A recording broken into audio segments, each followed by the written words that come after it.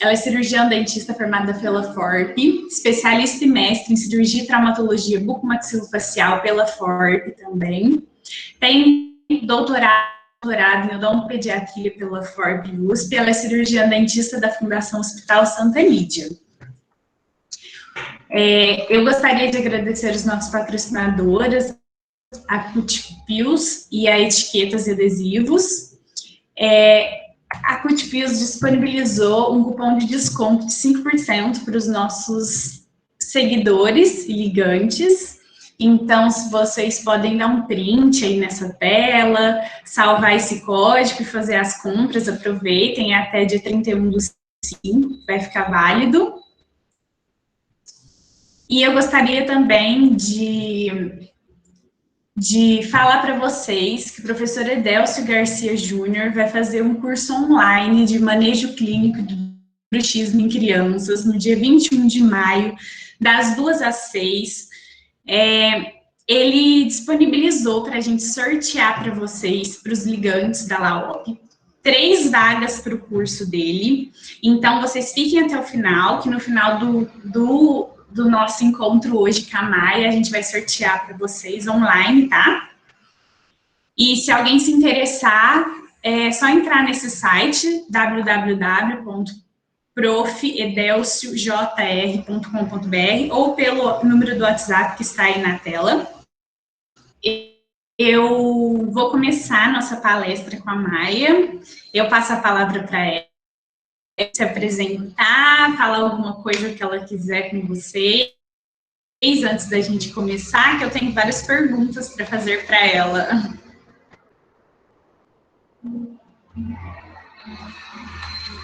Boa noite, pessoal, tudo bom? Eu queria agradecer o convite da LAOP para a gente falar um pouquinho sobre gestante, atendimento de gestante, atendimento de urgência gestante. E aqui eu estou para esclarecer algumas dúvidas que vocês tiverem. Por mim, pode começar. Professora, a gente queria saber quem que é considerado o paciente especial? Se é a mãe ou o bebê?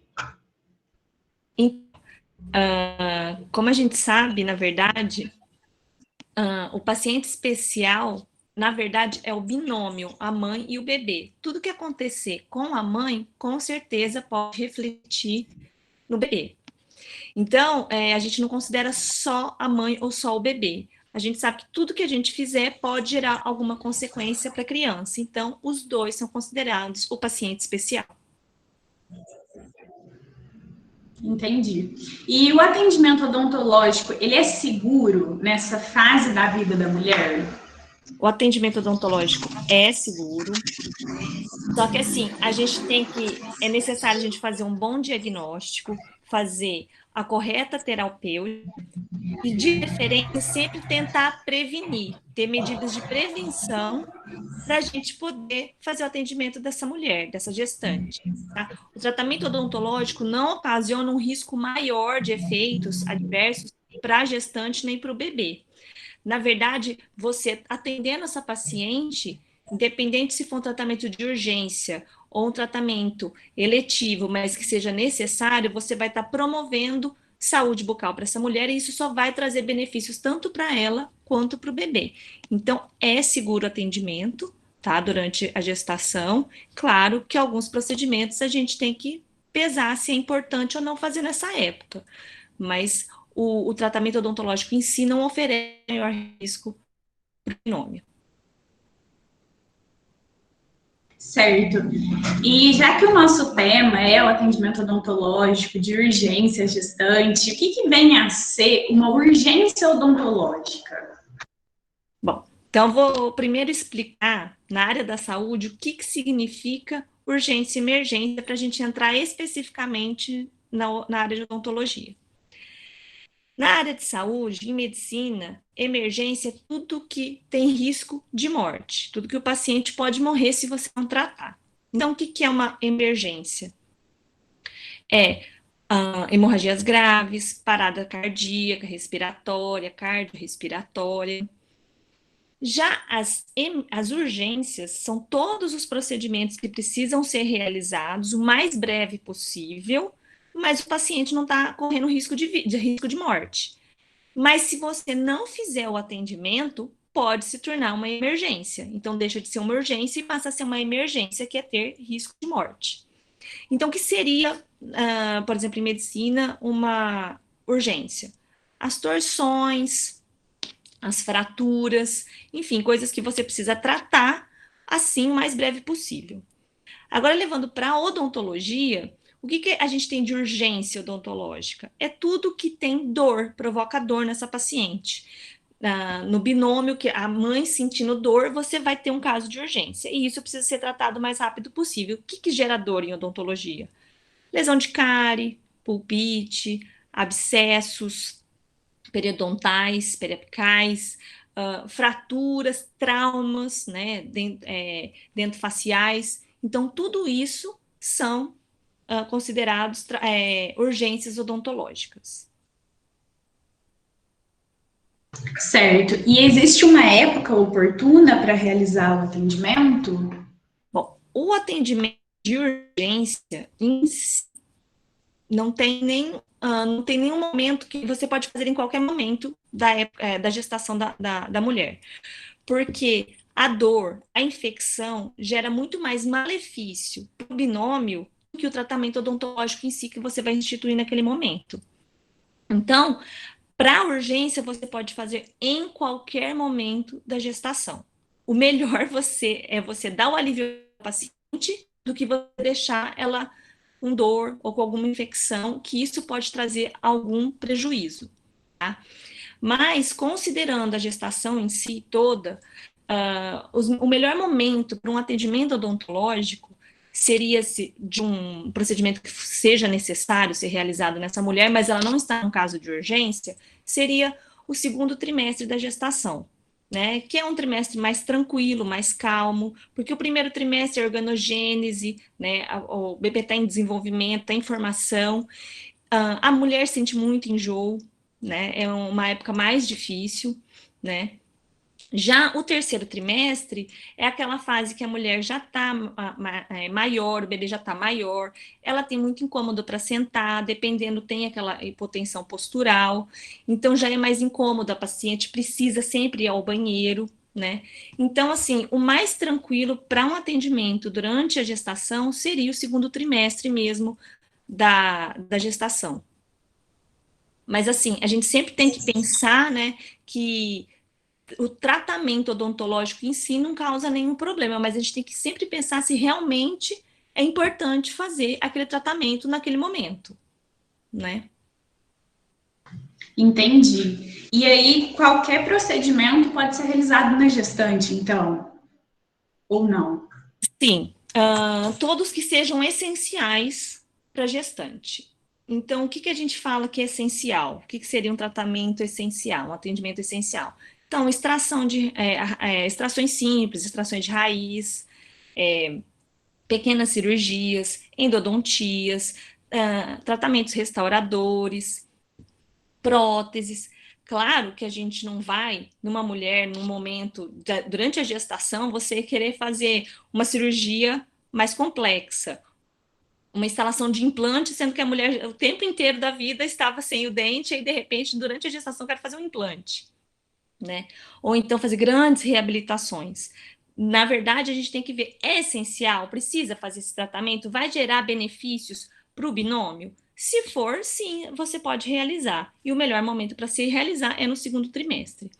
Aí, por exemplo, vem aquelas questões, nossa, a mulher gosta muito de estética, posso fazer um clareamento? Eu posso fazer uma harmonização? Eu posso fazer um botox, um preenchimento?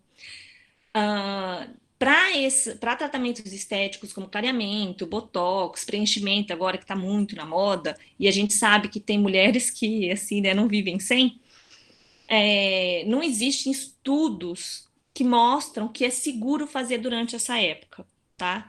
Então, já que não tem estudos, a gente não faz, tá? Não tem nada falando, não tem evidência clínica que suporte aquele tratamento que não vai ter risco para a mãe e para o bebê. Então, como a gente não tem nada que tenha evidência clínica que suporte que possa ser feito, a gente não faz. Se não faz durante a gestação, não faz durante a lactação também. Porque tudo que pode ser feito durante a gestação pode ser feito durante a lactação, durante a amamentação. Então, esses tratamentos estéticos, assim, a gente sempre posterga para depois que o bebê nascer e depois que terminar a amamentação. Certo. E você acha que o dentista, ele é um profissional que se sente seguro para realizar o atendimento odontológico da gestante, ainda mais um procedimento que se trata de um quadro clínico de urgência, assim? Então, é assim, ó. Eu vou te dizer que atualmente eu acho que as pessoas, os dentistas estão procurando se reciclar mais, mas assim, o que eu vejo ainda, que o dentista não se sente seguro, tem muito medo, e ele acaba fazendo com que não atende a mulher e fala assim, ó, volta depois que o bebê nascer, né, postergando esse atendimento. Então, o que acontece? Aqueles atendimentos que poderiam ser simples naquele momento, podem se tornar uma urgência odontológica exatamente porque o dentista postergou. Vai, vamos, vem só para depois que ele nascer, e aquilo que era simples pode se tornar uma urgência. Então, uma lesão de cárie que ainda não tinha acometido os canais radiculares, de repente vira uma pulpite, uma dor e tem que fazer o atendimento. Então, algo que poderia ser sanado antes, acaba virando uma urgência, às vezes, odontológica, né? E o dentista, além de se sentir muito inseguro, ele se sente muito inseguro exatamente porque assim, tem muita controvérsia, tem muitas opiniões divergentes quanto ao atendimento, e o dentista, ele tem medo, eu não sei qual que é o problema, mas ele tem medo de conversar com o médico. Né? Então, assim, não é que todos os atendimentos de gestante você tem que pedir uma liberação médica, você não tem que fazer isso. Mas é bom você manter o contato com o médico, sempre é muito bom, porque isso gera uma segurança, né, um efeito muito positivo na gestante, e o médico vai começar a te reconhecer como alguém que realmente sabe o que está fazendo, e ele acaba, além de essa paciente ter ido para você, ele acaba te encaminhando outras pacientes. Então, esse é um ponto, né? Ele se sente muito inseguro, ele não tem contato não tem esse contato multidisciplinar, né? Ele acaba não se reciclando tanto para fazer cursos, para aprender mais, se atualizar. E o que eu vejo também que é muito importante, que acaba interferindo nessa segurança do dentista, é que ele não sabe exatamente quais procedimentos podem ser feitos, e a paciente questiona demais. A gestante chega no consultório e fala assim, mas eu posso fazer anestesia? Pode fazer radiografia? Eu posso tomar esse remédio depois? Não vai dar nenhum problema para o meu bebê? Então, o dentista não sabe o que ele pode ou não fazer, o que ele pode não receitar, e a paciente questionando ele o tempo inteiro, isso deixa ele inseguro de fazer, não o tratamento em si, mas a situação em si deixa o dentista inseguro. Agora, imagina quando vem uma paciente num caso de urgência, morrendo de dor, que já é um cenário, uma situação bem mais adversa, frente a um dentista que realmente já se sente inseguro para fazer aquilo. Então, eu vejo assim que a maioria realmente se sente inseguro. Claro que as pessoas estão se atualizando mais, mas eu ainda vejo isso como um grande empecilho para a gente conseguir ter mais atendimento a essas gestantes, né? E aquilo que era simples se torna algo realmente de urgência para ser realizado. Ele acaba postergando, né? E aí o que poderia ser resolvido acaba gerando mais problema. É verdade. E além do dentista ter essa relação mais multidisciplinar, sempre estar ali se reciclando, você acha que assim, o dentista pode fazer alguma coisa para essa insegurança minimizar? O que você acha?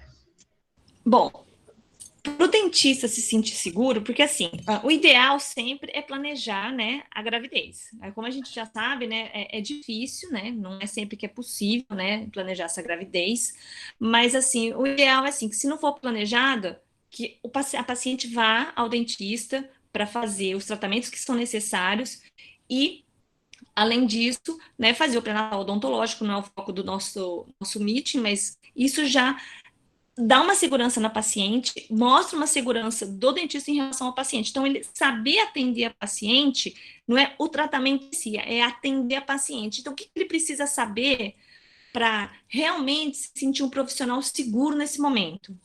Então, por exemplo, a paciente, a gestante, a gente considera ela paciente que a gente chama de asa 2 e asa 3.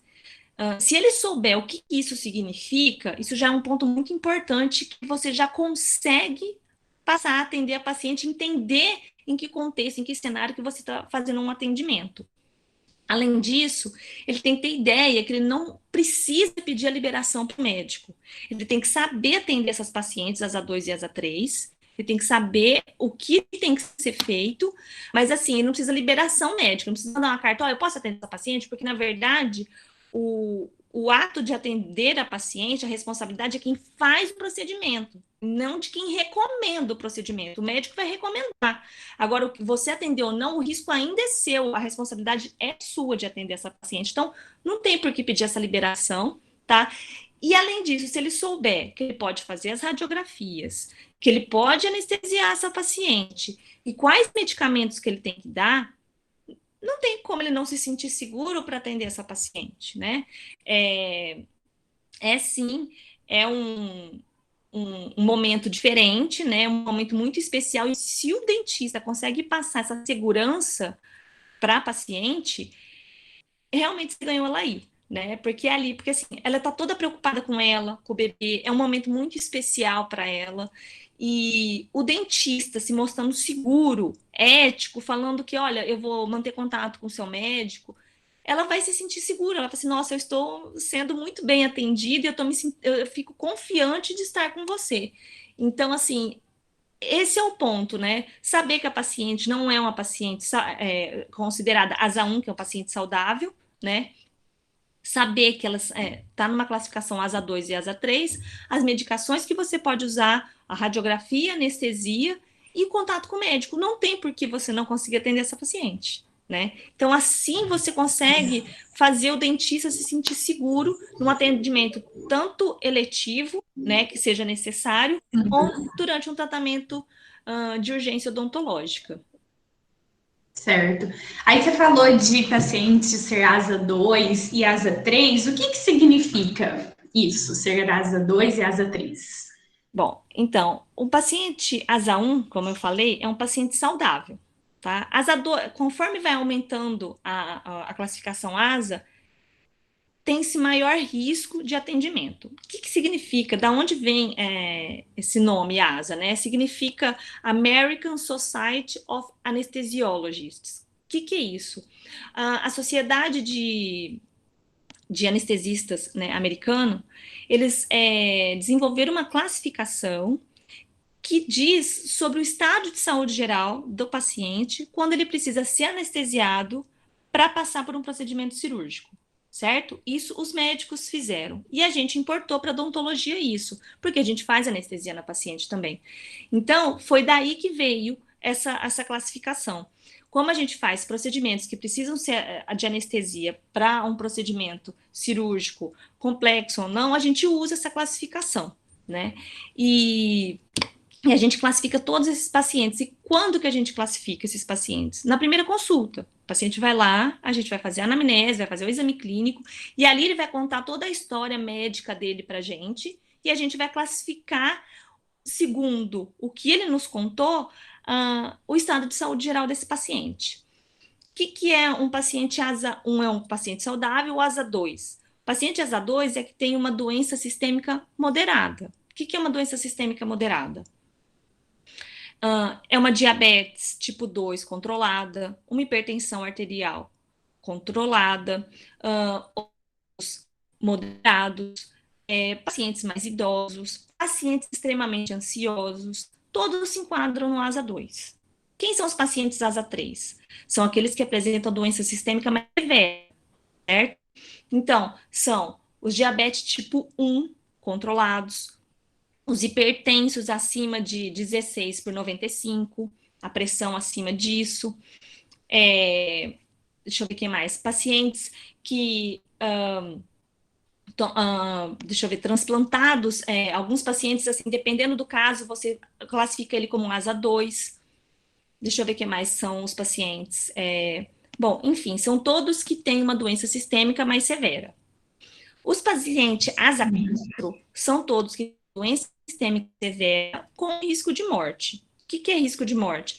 É uma angina instável, uma dor no peito, dificuldade para subir e fica ofegante, pressão arterial acima de 20/10, são pacientes que precisam, são pacientes ASA 4, classificado ASA 4. Os pacientes ASA 5 são todos que estão hospitalizados e têm 24 horas de vida, certo? E os ASA 6 são aqueles que já tiveram morte cerebral e estão esperando para doação de órgãos. São assim. As gestantes do primeiro e segundo trimestre, elas são consideradas pacientes ASA 2. E as que estão no terceiro trimestre são consideradas pacientes ASA 3. E o que isso tem, essa implicação? Então ela está ali, né? Ela não é um paciente saudável, mas também não é um paciente que está internado, né? Eu posso atender ela num ambiente ambulatorial, né? Eu posso atender ela dentro do meu consultório, dentro da clínica odontológica. O que isso reflete para mim? Né? Já que ela não é uma paciente ASA 1, a gente, teoricamente, nesse momento da vida dela, a gente considera ela uma paciente ASA 2 ou 3, dependendo da época que ela está. Isso é importante para a gente fazer algumas adaptações durante o tratamento, né? Durante o atendimento odontológico. Então, essa mulher, a gente vai atender ela, fazer sessões mais curtas, né? De preferência na segunda metade da manhã. Dependendo da fase da gestação que ela está, a gente vai colocar ela virada para a esquerda para não ter pressão da veia cava inferior, não ter hipotensão postural, que essa paciente pode desmaiar na cadeira. Quando mais para o final da gestação, a gente tem que atender essa paciente mais reclinada, porque é muito desconfortável para ela atender muito deitada. A paciente às vezes fica ofegante, porque tem muita compressão, então ela sente um pouco de falta de ar.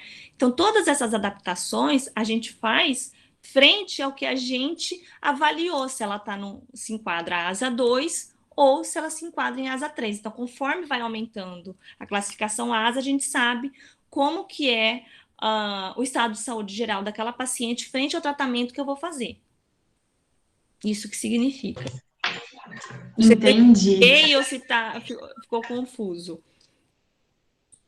Não, tá perfeito, eu entendi. Muito, muito esclarecedor. E com relação às... Mesmo ela sendo ASA 2, ASA 3... ela não sendo uma paciente saudável, eu não tenho que encaminhar ela para o médico me liberar o tratamento. Eu não preciso fazer. Entendi. Principalmente numa urgência, não dá nem tempo.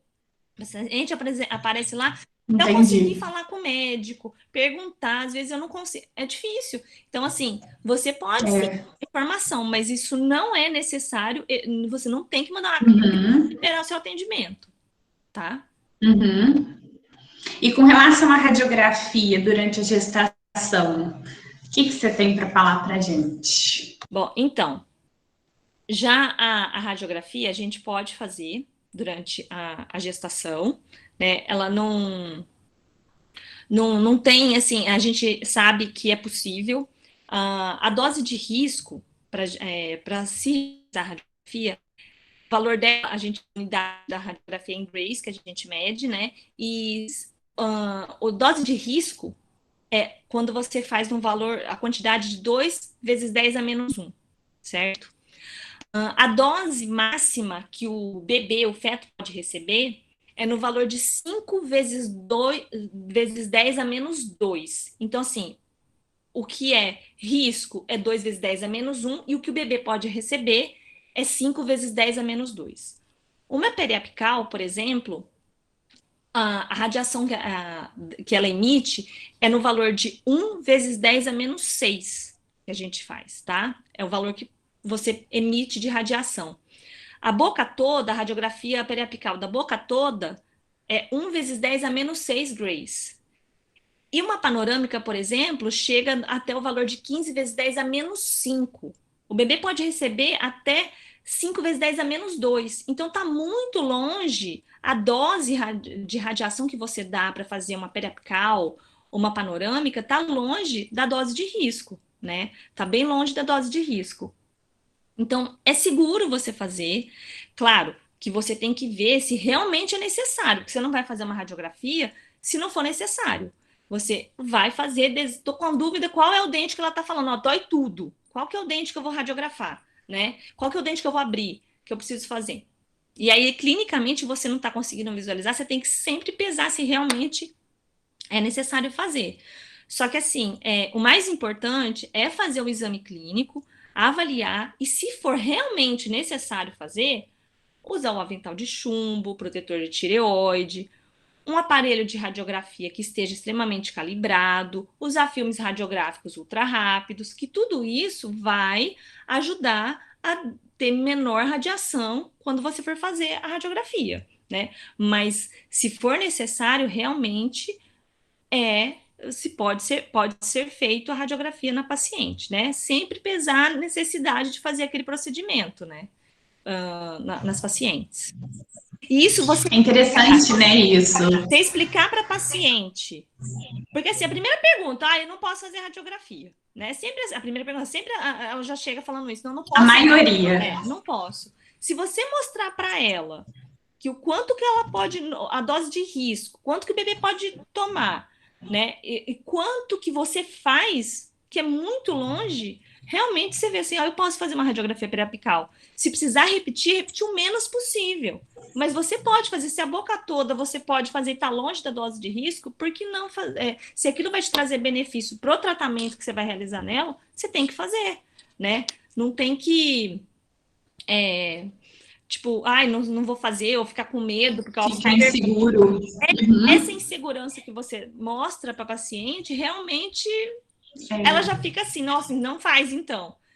Então, o ideal com o pé atrás. Sempre explicar para a paciente, eu posso fazer, não tem problema, se a gente precisar, a gente vai fazer, enfim, né? Pesar a necessidade daquele procedimento naquele dia, né?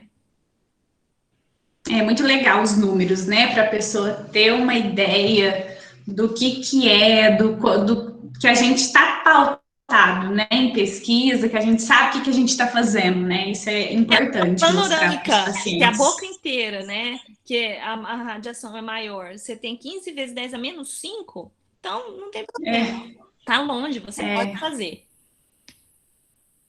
Isso é legal. E com relação aos medicamentos? O que a gente pode prescrever para uma gestante e para uma mulher que está amamentando? Bom, então é assim, tudo que você, tem que ficar bem claro, tudo que você for usar durante a gestação, você puder usar durante a gestação, você também pode usar durante a lactação. Então, isso, não puder usar em um, não vai poder usar no outro, vai ter que postergar, esperar até terminar a amamentação, né? Pelo menos os 6 meses da amamentação, que tem que ser exclusivo, né?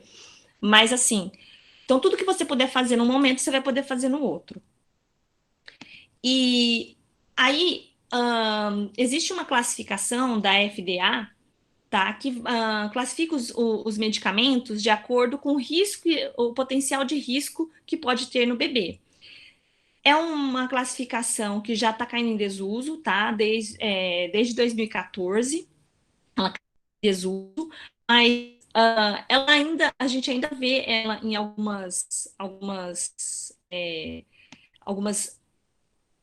quando vai falar sobre gestante, né, sobre medicação, ainda as pessoas usam essa classificação, mas agora nos remédios, né, nas medicações, a bula tem uma seção específica para falar dos efeitos adversos na gestante e durante a lactação.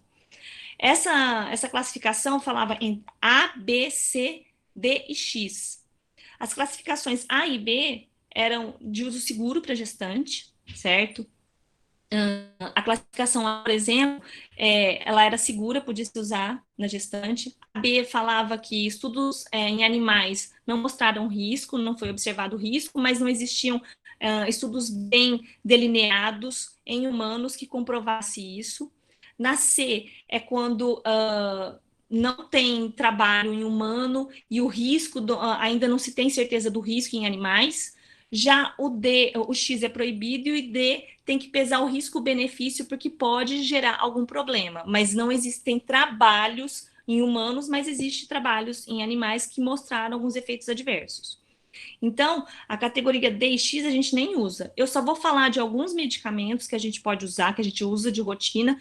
A maioria deles são a categoria A e B, e quando não puder usar um medicamento ou outro, eu vou explicar o porquê que não pode usar.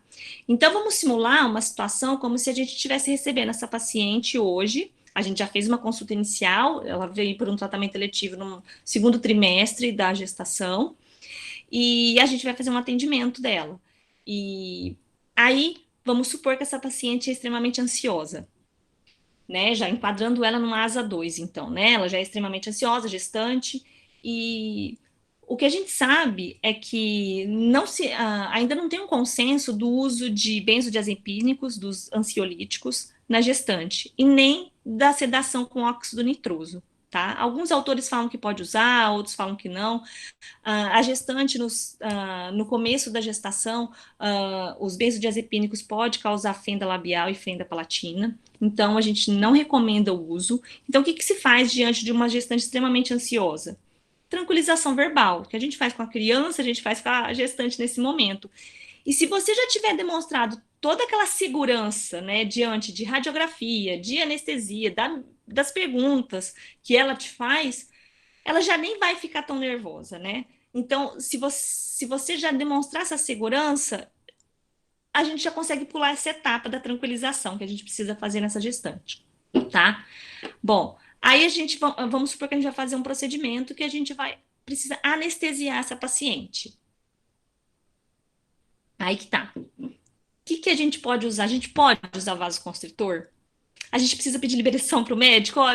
Eu posso usar o vasoconstritor? A primeira coisa, se você mandar uma carta para o médico perguntando se você pode usar vasoconstritor, ele vai te falar assim, não use, não pode. Né? Vai mandar você usar um anestésico sem vasoconstritor. Mas por que o médico te fala isso? E isso que eu acho muito importante. Porque o que ele conhece é o que acontece em medicina. Acontece com o que ele faz, com o que ele trabalha. Em medicina, você falar que você vai usar adrenalina, epinefrina, é só para casos de emergência médica. É caso de choque anafilático, asma, o paciente não está respirando, precisa. Então, só nesses casos. E a concentração que usa de epinefrina, né, de adrenalina, em medicina, é numa concentração de 1/1000 de epinefrina. O que a gente usa no nosso tubete é 1/100.000. Tá? O que eu uso em medicina é 100 a 200 vezes maior do que o que se usa em odontologia. Então, como o médico não sabe o que eu uso, ele vai mandar eu não usar porque ele acha que é a mesma dose, a mesma concentração. E não é, certo? Então, eu posso usar vasoconstritor? Pode, né? A quantidade que tem num tubete é 0,018 miligramas de epinefrina, 0,09. Em medicina, o que você usa é 0,3, 0,5 miligramas. Então, está muito diferente. 100 a 200 vezes maior o que você usa. Então, ele vai falar para você não usar. Então, você não precisa pedir liberação, tá? E aí, então, quer dizer que o vasoconstritor é recomendado. Por quê? Porque o efeito anestésico, o sal anestésico não vai se difundir, vai ficar na região, não vai ter efeito tóxico do sal anestésico, da anestesia que você fez. Além disso, aumenta o tempo de duração da anestesia, então você tem que dar menos anestesia. Então, não tem por que não usar o vasoconstritor, tá? Tanto adrenalina quanto noradrenalina, não tem problema, tá? Que a maioria dos nossos anestésicos contém adrenalina ou noradrenalina, não tem problema o uso, então, de vasoconstritor. Tá, vasoconstritor eu posso usar, então. E qual sal anestésico que eu vou usar? Tem um monte, né? Qual que eu vou usar na gestante. De praxe, tanto para atendimento de urgência como para atendimento eletivo, a gente vai usar lidocaína a 2% com adrenalina 1 para 100 mil ou 1 para 200 mil. E por que eu não posso usar os outros? Não é que você não pode usar, você tem que entender o porquê que a lidocaína é melhor do que os outros. Então, por exemplo, para a gente entender qual sal anestésico a gente tem que usar, a gente tem que saber que o sal anestésico, quando entra na nossa circulação, ele se liga nas proteínas do plasma, certo? Ele tem a forma livre, que vai ser o que vai atuar, e ele também tem que ser metabolizado. Então, se você conseguir entender isso, além de tudo, todo sal anestésico é lipossolúvel, então ele vai passar pela barreira placentária. Todos os sais anestésicos. Você só tem que ver qual vai ser melhor, vai ter menos efeito no feto, né? Porque de qualquer maneira ele vai passar pela barreira placentária. Então, por exemplo, eu falei que a gente vai usar sempre a lidocaína, mas por que eu não posso usar a prilocaína? A prilocaína, o sal anestésico da prilocaína, ele causa meta-hemoglobinemia. O que é isso? Ele converte a hemoglobina em meta-hemoglobina. E a meta-hemoglobina não consegue carrear oxigênio. Então, pode causar cianose. O bebê pode ficar sem oxigênio. Então, esse é um ponto porque você não usa a prilocaína. Sem falar que, no Brasil, a prilocaína, ela é comercializada um vasoconstritor que chama feliprecina. A feliprecina, ela é um mimético da ocitocina, que causa contração uterina. Então, além do sal anestésico causar meta-hemoglobinemia, o vasoconstritor que está associado, ele realmente pode dar contração uterina e a mulher entrar em trabalho de parto. Então, por isso, você não usa a prilocaína, certo? Por que você não usa a mepivacaína, que é um bom anestésico para cirurgias, por exemplo? Por que você não usa a mepivacaína? Né? A mepivacaína 2% com adrenalina. Por quê? Porque a mepivacaína demora 2 a 3 vezes mais tempo para ser metabolizada. Então, ela vai ficar muito mais tempo na circulação da mãe, passando para o feto. Então, por isso que eu não uso a mepivacaína, certo? Por causa do tempo de metabolização. Por que eu não uso a bupivacaína? A bupivacaína, ela se liga muito nas proteínas do plasma. O grau de ligação proteica dela é muito grande, então ela tem um efeito anestésico extremamente prolongado por muito tempo. Eu não preciso esse tanto de anestésico circulando, eu não preciso daquilo ali, eu tenho que excretar aquilo o mais rápido possível, mas como ele está ligado e fica muito mais tempo ligado, então ele também não vai ser usado para esse momento, certo? Para poder preservar o bebê. E já falei da prilo, e a articaína. Por que eu não uso a articaína? A articaína parece ser extremamente promissora para o uso tanto em gestante quanto em criança, mas ainda não existe trabalhos que sustentem que ela é segura ainda durante essa fase da mulher, tanto para bebê quanto para mulher. Então, nesse momento, a gente não usa a articaína. A gente vai usar o que é o melhor dentre todos os sais anestésicos que a gente tem. E quanto que eu posso usar de lidocaína 2% com adrenalina 1 para 100 mil, 1 para 200 mil? Quanto? No máximo 2 tubetes. Com certeza, a maioria dos procedimentos odontológicos que a gente realiza, a gente consegue utilizar apenas 2 tubetes, né? Não precisa mais do que 2 tubetes de anestésico. Bom, então tá, então eu tranquilizei a paciente, eu anestesiei a paciente, eu escolhi o sal anestésico e o vasoconstritor, terminei o procedimento. Eu preciso medicar, vamos supor numa situação que eu preciso medicar, eu preciso tirar dor e era um processo infeccioso, eu preciso receitar um antibiótico. Então vamos do começo. Que analgésico que eu posso usar? Para gestante, a gente vai usar o paracetamol, sempre, acetaminofeno, o paracetamol. Claro, não pode ser uso prolongado de paracetamol, que a gente sabe que eles são hepatotóxicos, independente de ser gestante ou não, ele é hepatotóxico, então não pode usar por períodos longos. Mas por que eu não posso usar dipirona? Já que o efeito analgésico da dipirona é excelente, né? O paracetamol é uma categoria B, né, que a gente fala, né, de risco, né? Então, o que eu vou passar para vocês sempre são categoria A e B. Por que eu não uso a dipirona? A dipirona ela é classificada como C. Qual o motivo? ela diminui a agregação plaquetária, então a paciente pode sangrar, ter mais sangramentos. A dipirona também, não se sabe muito o mecanismo de ação, como ela é, então é um outro motivo, mas assim, além de tudo isso, a dipirona, no primeiro e no terceiro trimestre a gente não usa mesmo, tá? Você tem que pesar risco-benefício, e se for preciso usar, você tem que entrar em contato com o médico. No segundo trimestre seria uma coisa mais assim, tranquila, mas de verdade, usar paracetamol. Mas por que não pode usar dipirona? Que é uma coisa importante.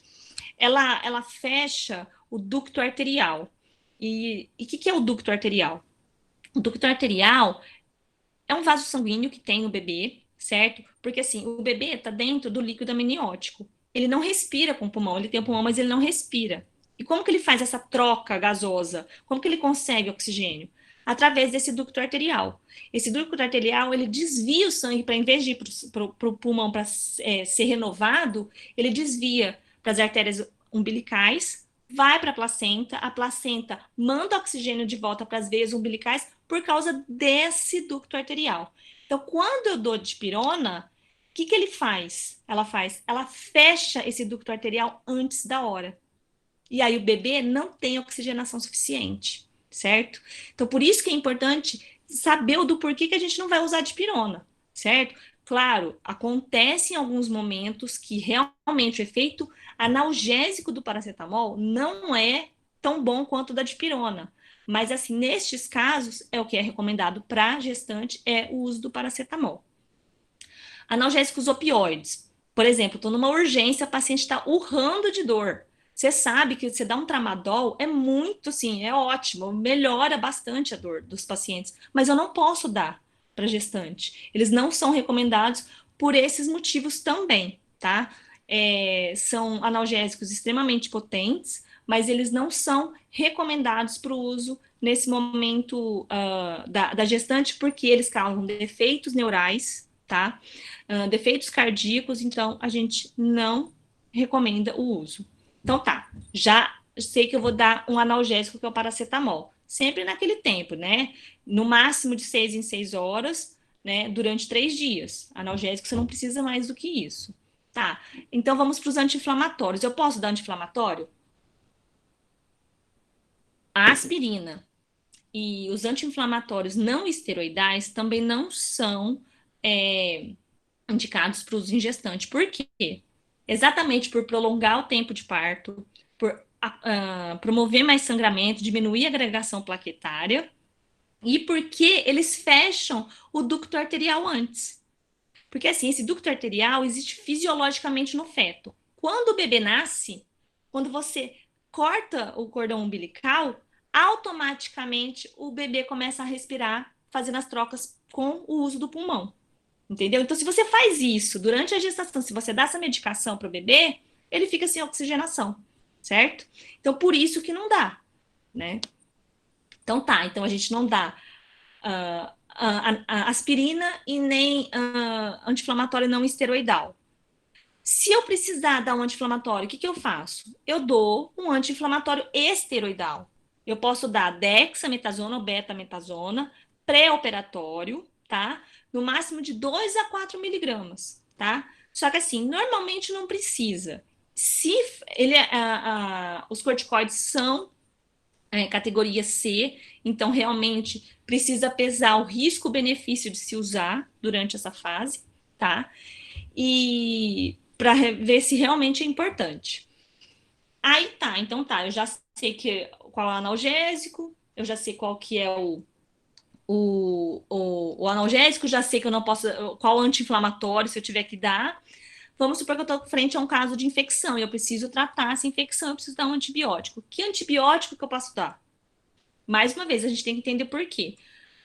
O antibiótico de primeira escolha para as gestantes, independente se você fez um atendimento de urgência ou não, é a amoxicilina. Por que é a amoxicilina? Porque a amoxicilina age na parede celular da bactéria.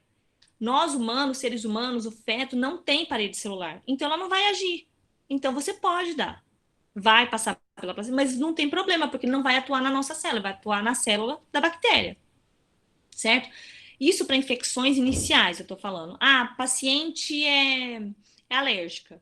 Então tá, você pode dar um estearato de eritromicina, não pode dar o estolato de eritromicina porque ele é hepatotóxico, então o estearato você pode dar, o estolato não. Mas uns tempos atrás eu atendi um paciente, ele falou que estava em falta, tá? Nas farmácias, no mercado. Então, quando a paciente é alérgica, você opta, se não tiver, você opta por dar uma clindamicina. Mas a clindamicina é mais voltada para infecções mais avançadas, tá? Mais severas.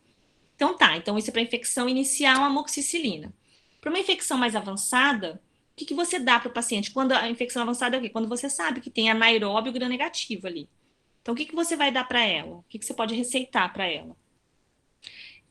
Você pode receitar o clavulin, que é a amoxicilina com clavulanato, ou a amoxicilina associada. Você só pode usar a partir do segundo trimestre. Você não pode usar no primeiro trimestre, tá? Ele é risco B, mas não é usado no primeiro trimestre. Então, você opta por associar um outro antibiótico junto para ser direcionado para uma infecção mais avançada, né? Que só a amoxicilina não daria conta. Se a paciente for alérgica, você vai optar pela clindamicina. Por exemplo, alguns macrolídeos, como a claritromicina, a azitromicina, que a gente usa, tem dentistas que usa bastante, ainda não existem estudos que comprovem que é seguro usar, então a gente não recomenda, tá? Para usar nas gestantes. A tetraciclina a gente sabe que é proibido, tá? O uso, porque defeitos de dente, pigmentação, ela se deposita no osso, então também tem alteração óssea, então ela não é usada, né? A gente já sabe, né? Não usa mesmo, já é o dentista já sabe disso, então a gente acaba não usando tetraciclina, mas o que de praxe a gente sabe que são essas medicações que a gente dá. Até porque a gente não dá a tetraciclina, porque a gente sabe que mais ou menos no sexto ou sétimo período mês semanas da gestação, já começa a formação dos dentes descidos, né? Então, por isso que a gente não dá a tetraciclina. Então, resumindo, analgésico, paracetamol, não dá anti-inflamatório e antibiótico, amoxicilina, ou se precisar associar um clavulin, né? Uma amoxicilina com clavulanato, ou se precisar entrar com metronidazol. Vamos supor, você está na rede pública, o paciente não tem condição de comprar um clavulin, você vai dar, se tiver no segundo semestre, você pode dar amoxicilina com metronidazol para essa paciente. Tá? Não sei se, eu acho que eu falei todos, né? Cheguei até o antibiótico, tá. Acho que é mais ou menos isso. É muita coisa, né? Muito detalhe, é importante saber isso. Importantíssimo, né? Porque influencia diretamente, né? No bebê, na gestante. É importante você falar com tamanho de descrição, como você falou. Acho que o pessoal gostou, porque você falou de tudo, né? Abrangeu desde os anestésicos, muito legal. Como se a gente fosse Fez um resumão aí pro pessoal. É isso mesmo. E a gente sabe que você não parou, né? Tá aí dentro dos hospitais, trabalhando a mil, muitos plantões. A gente gostaria de saber, eu pelo menos, como que está sendo a sua experiência com os atendimentos a esse tipo de paciente, gestante, com a Covid, com essa pandemia. Conta essa experiência para a gente. Né? O que eu observei é que aumentou muito o número de atendimento de urgência, muito, durante a pandemia. Por quê? Dentista teve uma época que não atendia, né, no começo, foi um auê, né? E aí, só caso de urgência, né, só caso de urgência. E o que era muito simples, né, a paciente não ia, né, não, vou aguentar, acabava virando urgência, sempre, assim foi muito, a maioria das pacientes que chegavam para mim eram todos casos de urgências, as gestantes, certo? Já considerando um pouco de insegurança da maioria dos dentistas, aí frente a essa pandemia a coisa piorou, né? Aí que todo mundo ficou com medo de atender. né? Mas o que eu também observei foi que as pacientes pararam de procurar um pouco para fazer o pré-natal odontológico, ou inclusive para fazer o tratamento que precisava ser feito depois, né? Elas não compareciam, porque por medo delas mesmo, durante o atendimento, não entenderem muito bem como que é o protocolo para o dentista frente ao atendimento, né? A gestante num contexto de pandemia, né? Além disso, elas até há pouco tempo não tinha sido liberada a vacina para elas, então elas chegavam no ambiente odontológico, no consultório odontológico, e você tem que tirar a máscara.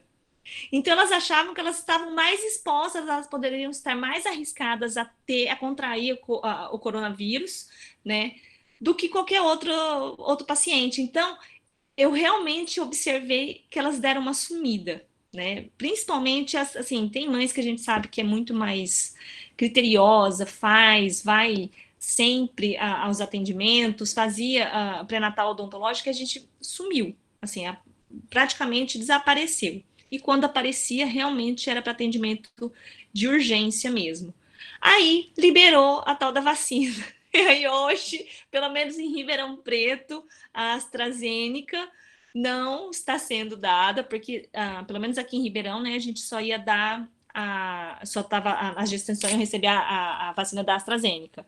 E aí teve 2 mortes, uma no Rio de Janeiro e uma na Bahia, de gestantes, né? E aí o Ministério da Saúde e a Anvisa solicitaram que fossem interrompidos para se averiguar o porquê que aconteceu isso e para ver se realmente ainda é seguro dar essa vacina para gestantes. Especificamente da AstraZeneca, né? E aqui em Ribeirão Preto era a AstraZeneca que elas iriam receber. Exatamente isso. Então, assim, né, a gente fica numa situação difícil, né? Ela quer ir, a hora que ela se sente segura, não volta, porque é complicado. É complicado. É muito difícil mesmo. A gente tem algumas dúvidas no chat, eu vou lendo e aí você vai respondendo, tá? Tá. A Gabriela Amorim perguntou se tem alguma especialização na odonto para essa área de gestante e pré-natal odontológico, ou se seria só a odontopediatria. Na verdade, não tem uma especialidade específica para atendimento de gestante. Quem acaba incorporando essas pacientes são os odontopediatras, né? Mas sim, existem cursos para atualizar, porque assim, vira e mexe, tem um medicamento novo que lança, e aí você, por exemplo, a gestante tem muito enjoo demais, né?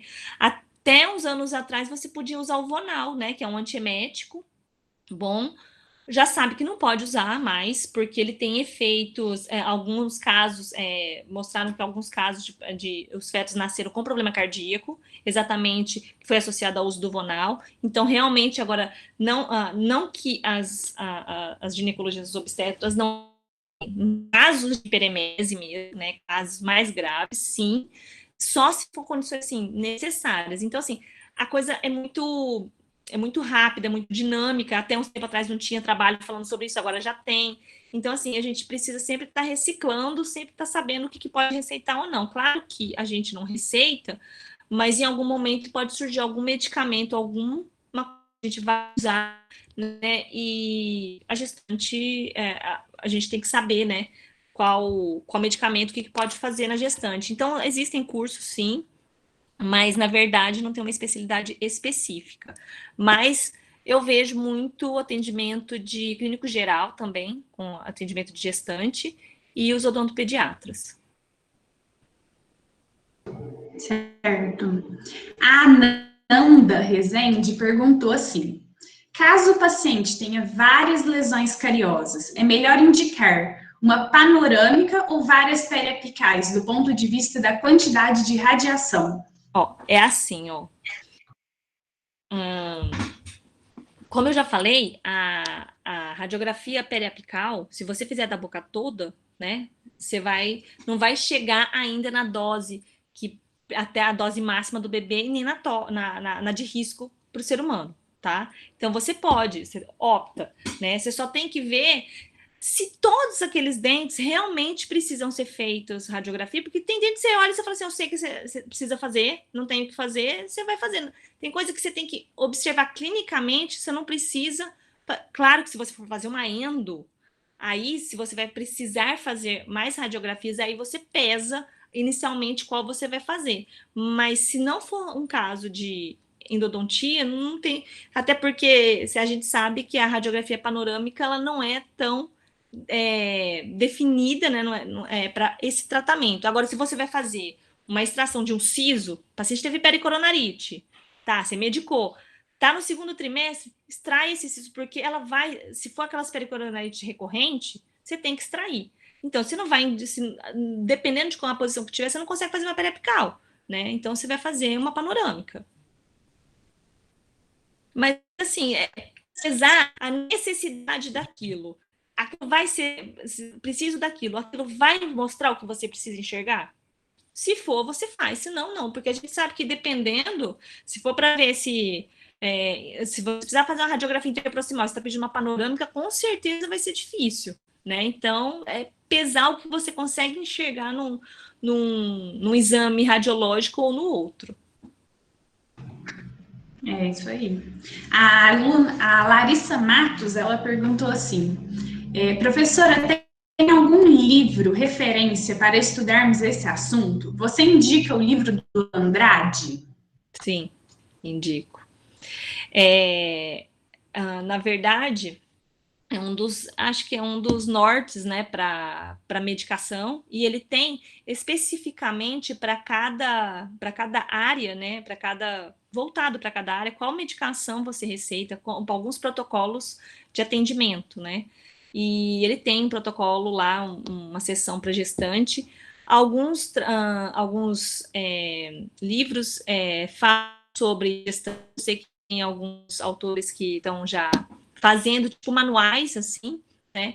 Mas normalmente é uma seção dentro do livro, né? Não é um livro específico, totalmente só voltado para o atendimento especificamente, né? Mas tem alguns manuais sim, mas sinceramente eu acho que o livro do Andrade ele te dá, eu acho que ele é mais prático, ele é mais se você precisa como se fosse um guia, né? Eu acho, é isso que dá a impressão. Mas existem outros sim. Principalmente odontopediatria tem.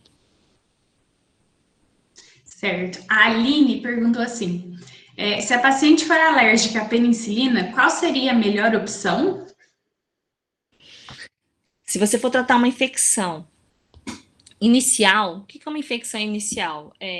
Realmente, você sabe, tá lá, deu uma pulpite, a hora que você abre o dente, você vai limpar, já começa a drenar ali no canal, você não tem tumefação, não tá daquele tamanho, né? Você pode usar o estearato de eritromicina, tá? Se ela for alérgica. Se não tiver disponível no mercado, você opta pela clindamicina. Mas a clindamicina é mais usada, né, para os alérgicos quando está em fase mais avançada da infecção. Aquelas infecções assim que você ainda não precisa mandar para fazer uma drenagem cirúrgica num centro cirúrgico, mas você em ambiente ambulatorial, você precisa drenar, você precisa extrair o dente ou fazer a endo, pão curativo de demora ali. Você precisa fazer associado a isso da medicação, tá? Claro que, assim, o que eu tenho visto bastante foi uma pergunta interessante, porque a maioria das pacientes que eu tenho recebido agora para atendimento de urgência, quando passam por algum atendimento, é só receita de antibiótico, só amoxicilina, amoxicilina. E aquilo, só o atendimento, só receitar amoxicilina não vai resolver o problema. Eu preciso tirar, né, o foco de infecção ali. Ou extrair, se for uma raiz residual, extrair. Se tiver se tiver um abscesso, eu tenho que drenar. Da medicação, eu tenho que fazer o procedimento e associar a medicação, porque só a medicação em si não vai resolver o problema. Então, o que eu vejo é que, às vezes, o dentista só receita amoxicilina e o paciente chega muito pior do que ele estava. Né? E aí só amoxicilina mais, que era um caso de início, que se eu já tivesse tratado, feito o procedimento correto ali já, eu poderia ter sanado o problema dele. Não, eu já chego tendo que dar um clavo limpo ao paciente, porque realmente ficou num estágio mais avançado. Certo. A Gabriela Morim perguntou se tem livros sobre odonto na gestação? Sim, tem. Se vocês quiserem, depois eu passo uns para vocês. Aliás, eu não sei se vocês conhecem também, mas tem livros assim de gestante, né, dia a dia, mostrando o que acontece. Não fala especificamente de odontologia, mas tem, né, na área médica. mas tem livros específicos para mostrar o risco que fala sobre muito dessa categoria A, B, C, D, X, falando dos medicamentos, tem livros assim também, mas aí depois eu posso passar uma listinha para Isso. você, e aí você... Isso, a gente coloca no Drive para o pessoal, depois você me manda. Tá bom. E para finalizar, qual que é a sua mensagem final para esse nosso tema? Então, eu acho assim que o mais importante, eu vou tentar ser breve, porque já está acabando o tempo, é assim, a gente tem que ser empático. Eu acho que assim, é a palavra da moda, né? Mas de verdade, nessa situação de gestante, a gente tem que ser empático. Porque o que eu já observava, e agora tenho observado muito mais, por causa do momento da pandemia, essa mulher roda a cidade procurando um atendimento, roda, não consegue, vai postergando, até que aquilo vira uma urgência. Então, você tenta se colocar no lugar dela, imaginar o que ela não passou, o que ela não está passando, e ainda mais levando um bebê com ela. Então, assim, é difícil, né? Eu sei que é difícil, às vezes, a gente se colocar na posição do outro. Imagina de ser sua amiga, sua irmã, sua prima, sua filha, enfim. Então, se ponha no lugar dela e faça o atendimento, porque não tem por que não fazer, é seguro. Né? Melhor você fazer um atendimento do que deixá-la passar dor, infecção e isso poder precipitar um parto prematuro, uma contração uterina. Então, assim, é melhor você fazer o atendimento do que você deixar essa paciente rodando, tá? E eu vejo os dentistas recusar atender, principalmente por causa da pandemia. Desculpa, eu não posso atender por causa do risco do Covid, sabe? Então, é muito, muito triste ver isso. Claro que o ideal é sempre a mulher planejar, mas nem sempre é possível a mulher planejar, né? E se ela não planejar, se ela aparecer no seu consultório, ela tiver no momento propício de atendimento, faça tudo o que é necessário para que realmente aquilo não vire uma urgência odontológica depois, né? Não faça como a maioria, posterga para depois que o neném nascer. Vai jogando para frente, vai empurrando com a barriga, porque é o que a maioria faz. Lembrar sempre que a melhor época de atendimento é o segundo trimestre da gestação, né? Urgência odontológica em qualquer momento deve ser realizada, faz o procedimento que é muito rápido, né? E aí, num segundo momento, você faz o tratamento definitivo, pesar realmente a importância daquele atendimento, os benefícios que vai trazer para aquele binômio. Não vai fazer uma harmonização facial na mulher naquele momento, né? É engraçado que saiu um trabalho agora, que eu estava vendo, de 2020, falando do uso de Botox em mulheres, né? Gestantes. E eu falei, nossa, mas como é que eles fizeram esse trabalho, né? Foi assim, as mulheres não sabiam que estavam grávidas e elas faziam tratamento de enxaqueca com Botox, né? Porque a gente sabe dos efeitos terapêuticos para algumas situações do Botox, né? Não só para estética. E elas não sabiam que elas estavam grávidas, e descobriram, já tinham feito o tratamento, algumas quiseram continuar, porque era um tratamento realmente que enxaqueca durante dor, qualquer dor, né, já é um incômodo para a paciente. Então, imagina enxaquecas terríveis, né? Então, algumas quiseram manter, já tinham feito uma dose depois de um tempo fez, e aí algumas fizeram até 3 meses antes do bebê nascer. E aí eles estão fazendo um acompanhamento, e aparentemente foram só 45 pacientes, né? E não teve alteração. Mas é muito pouco, um N muito pequeno, né? Para ser feito, para realmente falar se pode, é seguro ou não fazer, mas assim, né, pensar risco-benefício, quanto que aquilo vai trazer de melhora para a paciente, apesar de que o Botox a gente fala que não faz, né? Mas como esses pacientes estavam para a área de tratamento médico mesmo, né, eram feitos só por dermatologistas e neurocirurgiões, né, neurologistas, então eu achei interessante, assim, porque eu não sabia e aí já tinha feito o tratamento. Então, pesar, né, risco-benefício do tratamento e ver o quanto de benefício aquilo vai trazer. Se mostrar seguro, manter contato sempre com o médico, porque isso gera um efeito positivo muito grande na gestante. Ela adquire uma confiança muito grande no dentista. Legal. E o professor Francisco está falando aqui, ó, no chat, que a disciplina de odontopediatria da Forte está preparando um livro sobre o pré-natal odontológico. Ó, legal, gente. Eu não dei o spoiler. Eu não dei o spoiler. Eu já sabia, mas eu não dei o spoiler. Mas é exatamente isso. né? Legal demais. Ele é dado a um capítulo, normalmente, né? Mas, assim, é tão abrangente, os 1000 dias do bebê, e aquele pré-natal odontológico é tão importante que você, para a mulher, todos os procedimentos, tudo que ela pode fazer durante a gestação, quando o bebê nasce, o que você explica para ela? Só vai levar a criança quando tiver o primeiro dente? Sabe, tudo isso é tão importante que acabou virando um livro bem interessante. Legal.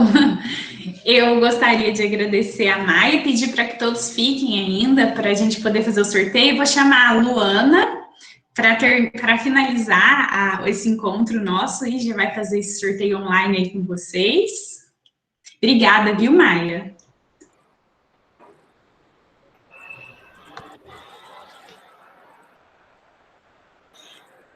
Boa noite a todos, então. Eu gostaria de informar que a gente vai fazer o sorteio do curso de manejo de bruxismo do professor Edélcio. Então, serão 3 vagas para os nossos ligantes. E se vocês estão aí, vocês dão um joinha, um ok, um olá no chat, qualquer coisa assim, para a gente ver a presença de vocês. Luana, acho que a professora Maia caiu. Ela caiu, só que ela já está voltando. Tá bom. Só um minutinho, que ela já está voltando. Ela acabou de me mandar mensagem aqui. Mas pode continuar dando as informações. Então, vamos esperar a professora Maia voltar. Aí ela vai escolher 3 números e a gente vê na planilha quem vão ser os 3 ganhadores dos ligantes da Laop. Então, boa sorte a todos. Torçam muito e vamos aguardar a professora.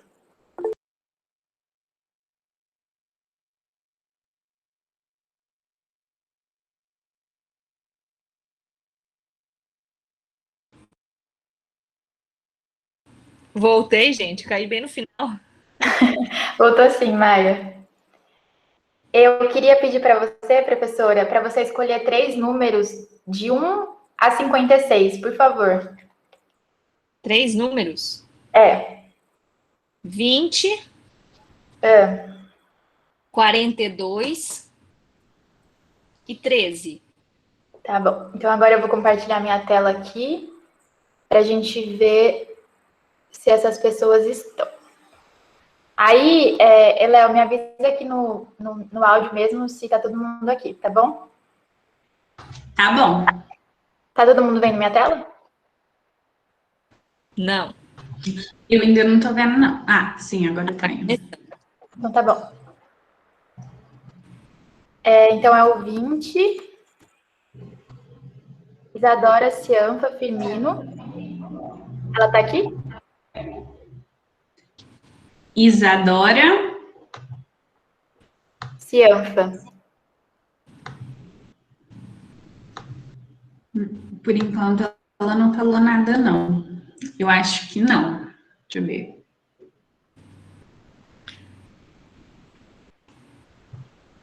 Eu acho que não. Passa para a próxima, vamos ver. O próximo, então, é o 42, que é a Maria Lívia Rodrigues de Oliveira. Maria Lívia Rodrigues de Oliveira, ela tá aí, parabéns. Parabéns, Maria Lívia. E o 13 é a Giovana Morim. Giovana Morim, ela não está. Não, pode falar mais 2, né, de novo. Não, Isso, por favor. 45 e 11. Então, 45 é a Milka. Milka. Isso, Milka Maiara. Milka da Silva. Isso.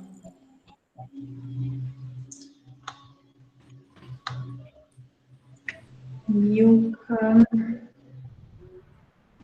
Eu acho que ela não tá também, não. Então tá. E o outro é o 11, Gabriela Aparecida Damasio.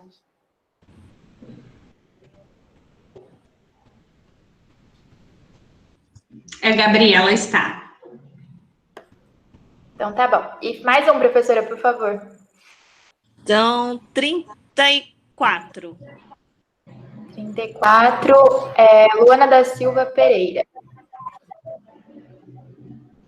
Ela está. Legal. Então tá bom. Então eu queria agradecer a todos pela participação. Pode finalizar agora, Léo. Obrigada. Gente, queria agradecer, obrigada a vocês.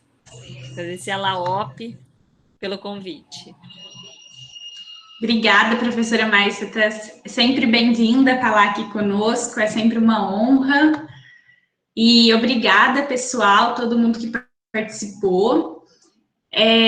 Esse sorteio foi realizado para ligantes, tá? Que o professor Delcio disponibilizou. E a gente está compartilhando no nosso Instagram também a nossa lojinha, que os nossos produtos estão aí. A gente está divulgando aos poucos, então vocês vão acompanhando por lá, que em breve a gente vem vindo com novidades, tá bom? Muito obrigada a todos, obrigada, Maia, novamente, obrigada, Francisco. E o que precisarem da gente, a gente está aí, viu? E aí depois você me manda os livros, que é o título dos livros, que a gente coloca lá no Drive pro pessoal. Tá bom, então. Então tá. Obrigada, viu? Tchau, gente. Boa noite. Tchau.